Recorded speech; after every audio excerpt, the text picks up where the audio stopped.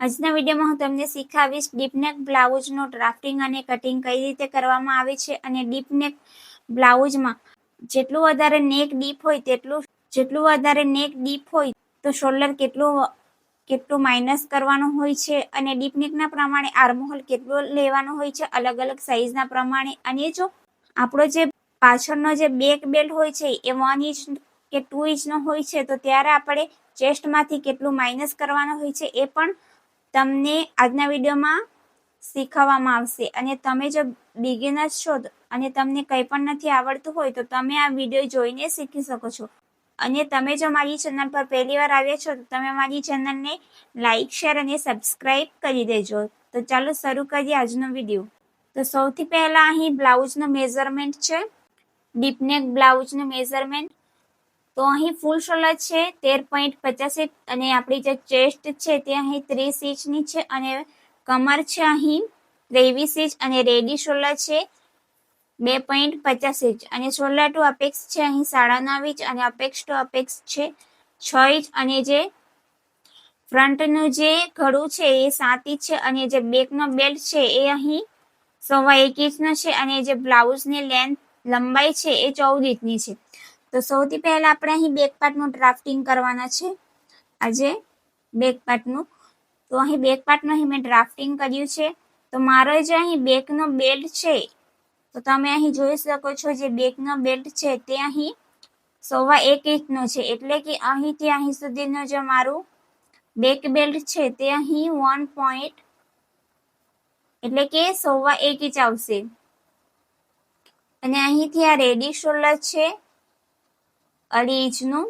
તો સૌથી પહેલા અહીં આપણને અહીં નેક ડીપ કેવી રીતે મળશે તો જેટલું પણ આપણું અહીં બ્લાઉઝની લંબાઈ રહેશે તો અહીં મારી બ્લાઉઝની જે લેન્થ છે તે અહીં કેટલી છે 14 ઇંચ. તો 14 ઇંચમાંથી આપણે કેટલું માઇનસ કરીશું 1.25 ઇંચ. તો 1.25 ઇંચ માઇનસ કરીશું. તમને હું કેલ્સીમાં બતાવું છું. તો અહીં 14 ઇંચમાંથી આપણે માઇનસ કરીશું 1.25 ઇંચ. તો મારો અહીં જે નેક ડીપ છે તે કેટલું રહ્યું 12.75 ઇંચ. તો મને અહીં નેક ડીપ મળી ગયું. તો આવી રીતે જો તમને પણ જો નેક ડીપ કેવી રીતે જો તમને પણ નહીં ખબર પડતી હોય કે નેકનું ડીપ કેવી રીતે અહીં કાઢવું તો આવી રીતે જેટલી પણ બ્લાઉઝની લંબાઈ રહેશે તેમાંથી જેટલો પણ બેક બેલ્ટ રહેશે તેને માઇનસ કરી દેવાનું છે.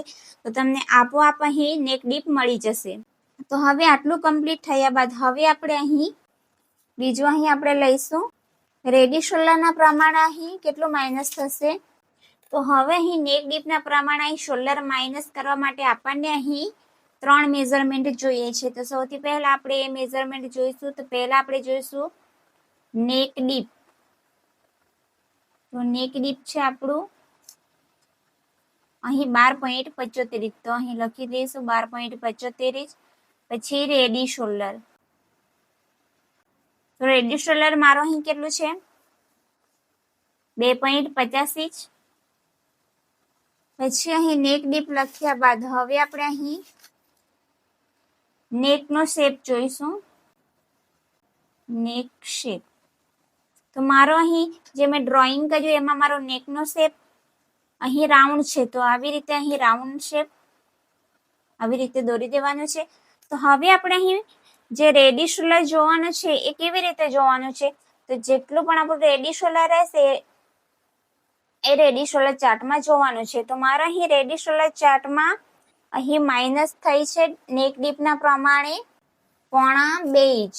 તો 0.25 ઇંચ પર આપણે તો અહીં રેડી શોલ્ડર ચાર્ટમાં આપણને અહીં મળ્યું છે 1.75 ઇંચ એટલે કે 0.25 ઇંચ. એટલું આપણું ફૂલ શોલ્ડરમાંથી એટલું આપણું માઇનસ થશે.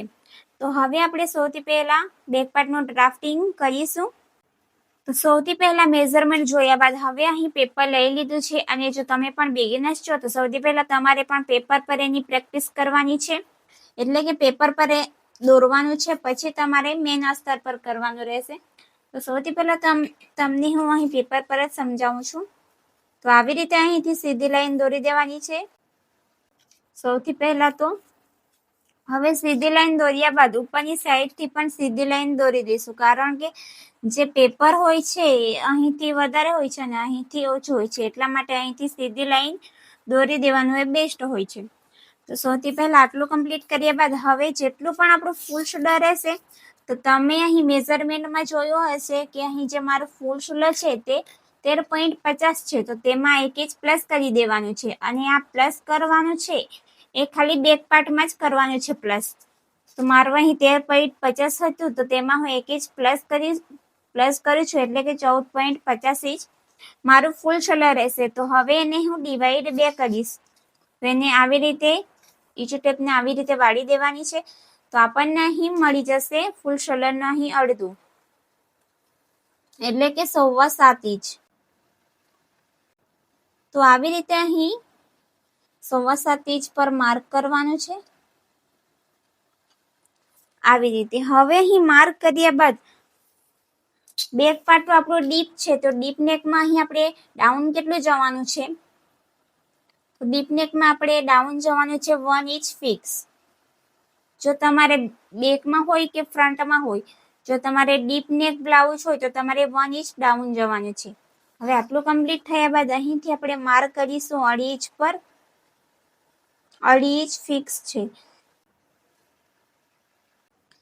તો હવે અહીંથી આવી રીતે સીધી લાઈન દોરી દઈશું. સીધી લાઈન દોર્યા બાદ અહીંથી આપણે ક્રોસમાં લાઈન દોરીશું 2.50 સુધી, એટલે કે 2.5 ઇંચ સુધી. તો હવે આટલું કમ્પ્લીટ થઈ ગયા બાદ હવે આપણે અહીં ચેસ્ટ લાઈન બનાવીશું. તો ચેસ્ટ લાઈન બનાવવા માટે અહીં આપણે આર્મહોલનો ફોર્મ્યુલા યુઝ કરવાનો રહેશે.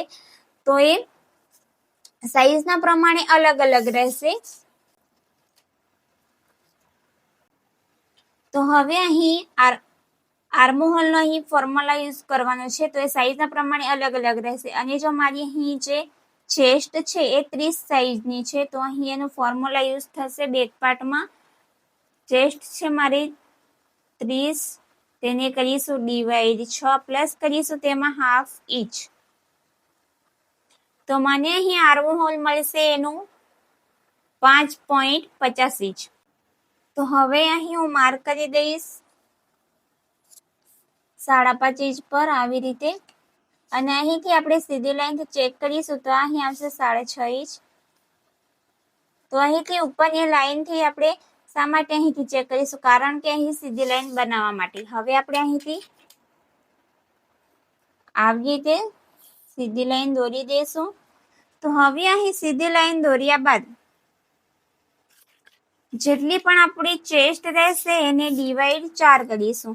તો મારી અહીં ચેસ્ટ છે 30 છે, તો 30 ને અહીં ડિવાઈડ 4 કરીશું. 30 ડિવાઈડ 4, તો મને અહીં કેટલા મળશે 7.50 ઇંચ. તો અહીં આવી રીતે માર્ક કરી દઈશ.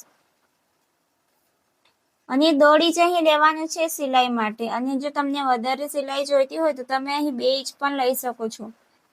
તો હવે અહીં આટલું કમ્પ્લીટ થયા બાદ હવે અહીં આપણે શોલ્ડર માઇનસ કરવાના છે. તો શોલ્ડર માઇનસ કરવા માટે અહીં આપણે 3 મેઝરમેન્ટ લીધા હતા એ જોવાના છે.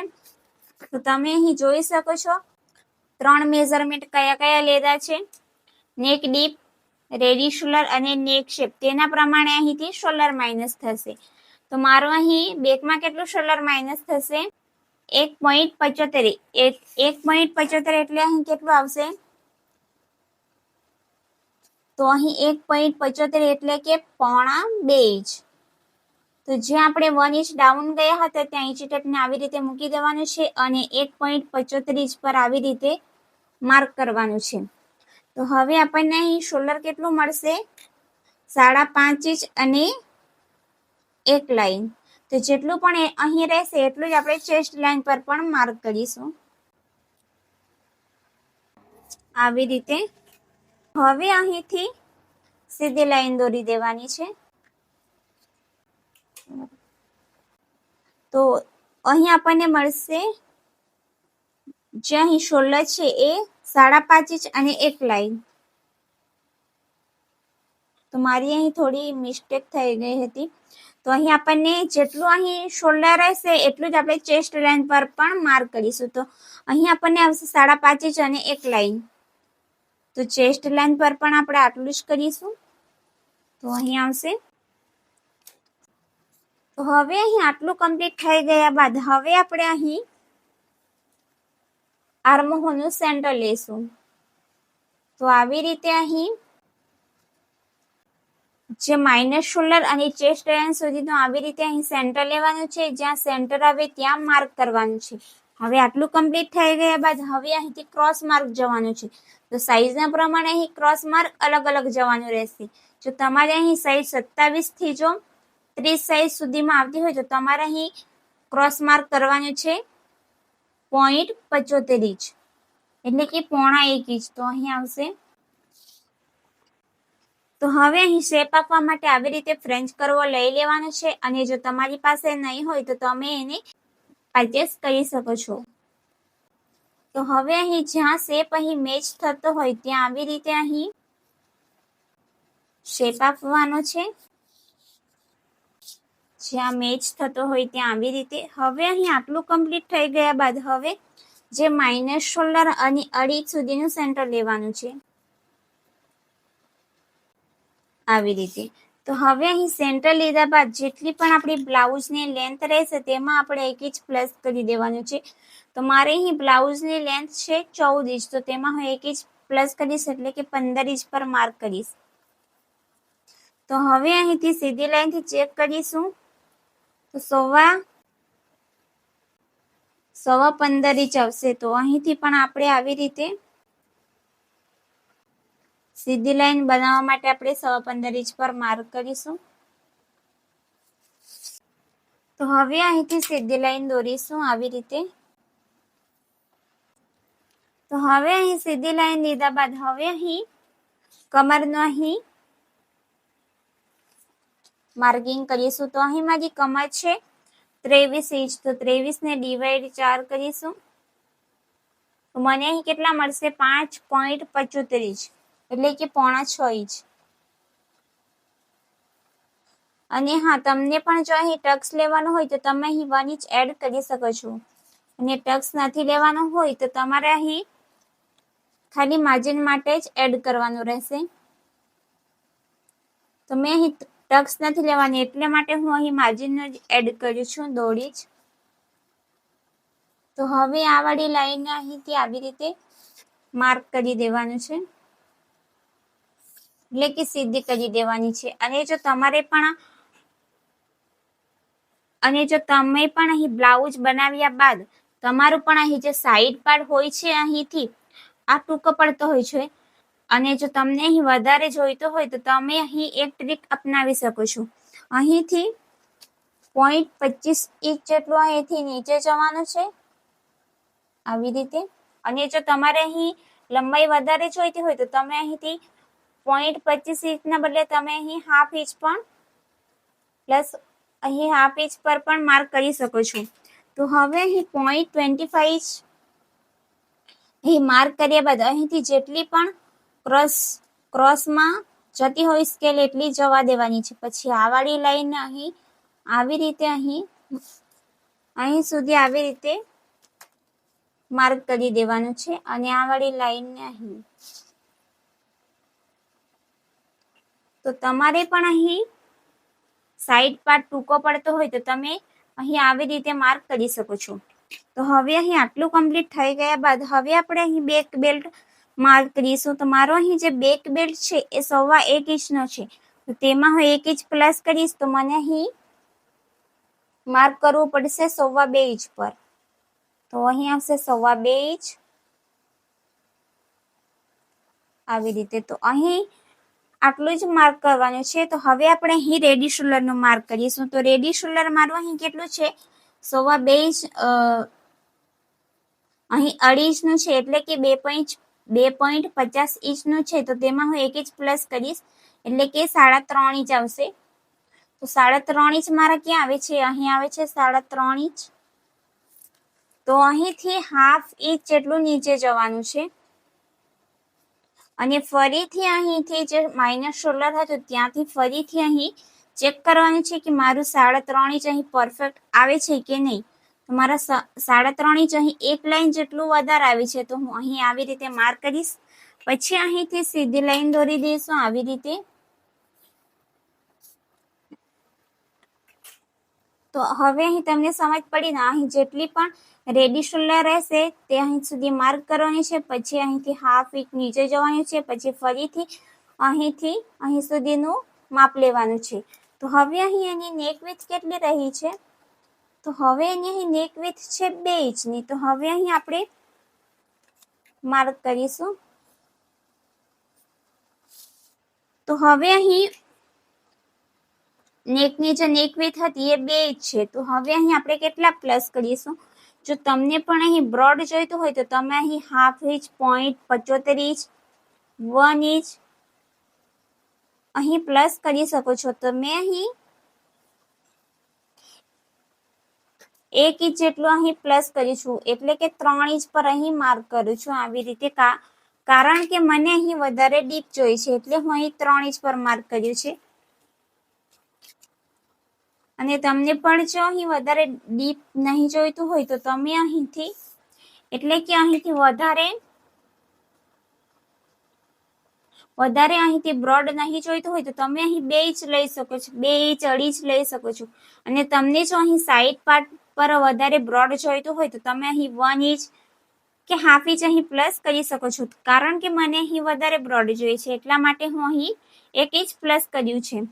તો આટલું કમ્પ્લીટ થઈ ગયું. હવે અહીં આપણે નેક જે ગળાનો છે એ શેપ આપવાના છે, રાઉન્ડ શેપ. તો તમે અહીં જોઈ શકો છો આવી રીતે અહીં બ્લાઉઝનો શેપ આપવાનો છે. તો આ શેપ આપવા માટે આપણે, જો તમને પણ શેપ આપવામાં પ્રોબ્લેમ આવતી હોય, ખાસ કરીને બિગિનર્સ લોકો માટે, તો તમે અહીં આવી રીતે એ ચટકને આવી રીતે ફોલ્ડ કરી દો. જ્યાં સેન્ટર આવે ત્યાં માર્ક કરી દો. પછી ફરીથી સેન્ટરથી ફરીથી જે નેકવાળી લાઈન છે ત્યાં સુધી ફરીથી અહીં સેન્ટર લેવાનું રહેશે આવી રીતે. તો આવી રીતે અહીં 2 સેન્ટર લેવાના રહેશે. પછી અહીં આવી રીતે તમારી પાસે ફ્રેન્ચ કરવા તો હોય છે, અને જો નથી હોય તો આ બજારમાં આસાનીથી મળી જાય છે ફ્રેન્ચ કરવા. તો આવી રીતે અહીં ફ્રેન્ચ કરવાની મૂકી દેવાની છે. પછી અહીંથી આવી રીતે શેપ આપવાનો છે. તો આ થઈ ગયો ડીપ નેક બ્લાઉઝનો અહીં ડ્રાફ્ટિંગ. તો સૌથી પહેલા અહીંથી આટલી લાઈન 0.25 ઇંચ જેટલી આપણે અહીં લાઈન નીચે કરીશું, કારણ કે અહીં આર્મહોલનો શેપ પણ પરફેક્ટ આવશે. તો આ થઈ ગયું ડીપ નેક બ્લાઉઝનું અહીં બેક પાર્ટનું પૂરું ડ્રાફ્ટિંગ. તો હવે આપણે એનું કટિંગ પણ કરીશું. તો અહીં આપણે કટિંગ કરીશું બેક પાર્ટનું.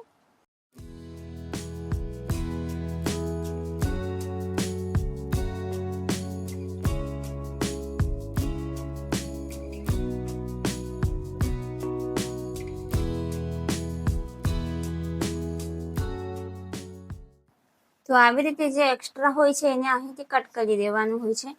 અને અહીં પણ એક્સ્ટ્રા છે તો એને અહીં પણ આવી રીતે કટ કરી દેશું આવી રીતે. તો આ થઈ ગયું ડીપ નેક બ્લાઉઝનું અહીં ડ્રાફ્ટિંગ અને કટિંગ પણ થઈ ગયું છે બેક પાર્ટનું. અને જો તમને પણ આ વિડીયોમાં સમજ નહીં પડી હોય તો તમે મને કોમેન્ટ કરીને પૂછી શકો છો. અને જે એનો ડીપ નેકનો જે ફ્રન્ટ પાર્ટ છે એ નેક્સ્ટ વિડીયોમાં આવશે.